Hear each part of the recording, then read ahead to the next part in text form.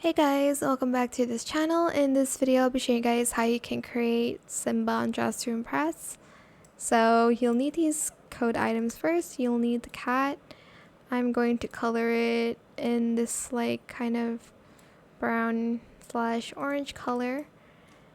And I am going to select this as well. Color it a little bit brighter orange, I guess. And then we will select this and we're going to select it on high.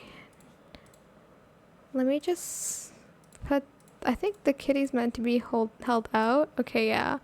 Make sure the kitty toggle is at the hold out toggle.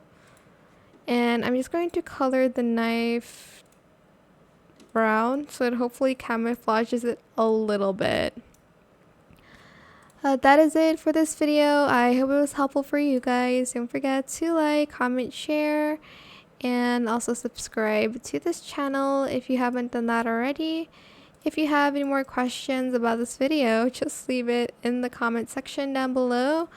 I will try my best to answer them all for you guys. And if you found this video helpful, please click the thanks button as well. That is it. Thank you so much for watching. Bye.